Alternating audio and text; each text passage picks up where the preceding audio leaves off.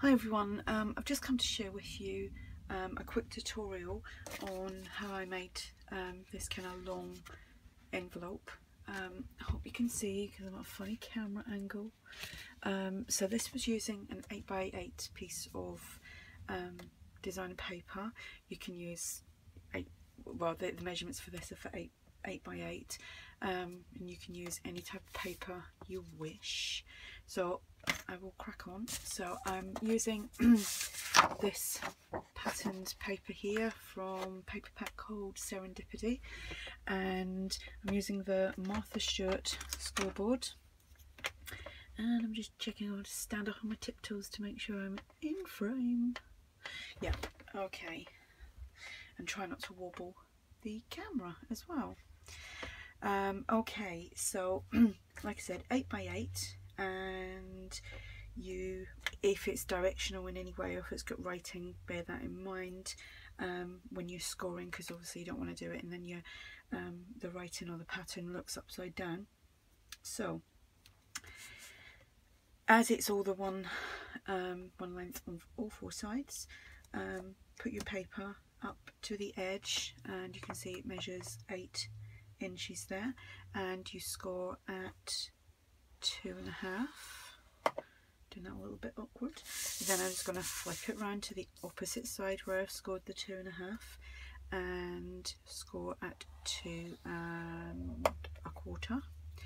Then I'm going to take it to the side and I'm going to score over here at 7.5, and what do I do now? 7.5. Oh yeah, and then I've wrote it all down, and 1.5. So it's 1.5 and then 7.5. Should have done that side first. So you score it 1.5 and 7.5. Then you take the scoreboard and then you put it away somewhere where you can reach it when you got to make your next one. So I'm just gonna fold on the score lines, and you can crease it with your bond folder or ruler, whatever you have. I used to use a ruler for years before I bought a bond folder. So there, and that is it. Right now, just checking I'm still in frame. I'm not sure yeah, it's easier to see it here. So you're going to cut up here to the first score line, which is the 1.5 inch mark, and there, and then you're just going to chop this side off and go over and chop this side off.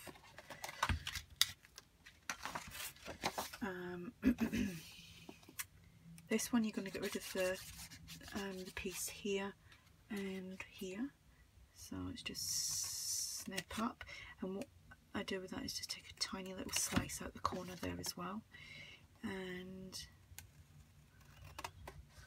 again on this one, and again another little slice. This just helps it fold in, otherwise the paper starts to kind of buckle a little bit.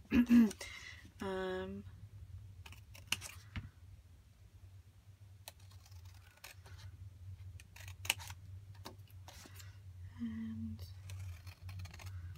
there, and I didn't take that little slice out of there, and it is really just a sliver. So then you've got that, and you can keep them, and you might want to use them for something else. On here, I'm using this big knife because my other one is the blade is really poo, and I can't actually replace the blade for some reason. The little tiny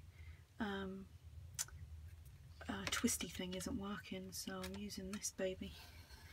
So just take off a little corner. I mean, you don't even have to do that. You could just take off a really slim slice again, and again just roughly the same on the other side, just to there. You don't want to go over any more than that. Yeah, just like you can ink it up. I just done a little bit of inking. I'm doing this sideways. I don't know why I'm doing it sideways.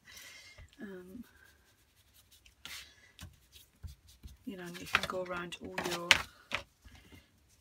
edges if you wish. Can't really see it on this paper, and I'm using vintage photo, which needs replacing.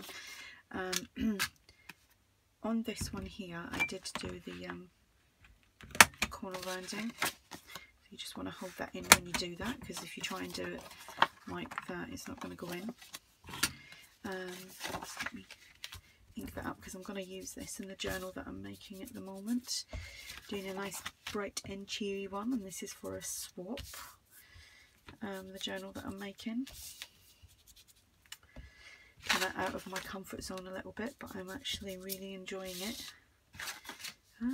There we go. And let me just check that that's enough off there, and you just add a bead of glue along here. Whoops, kind of went a bit crazy then.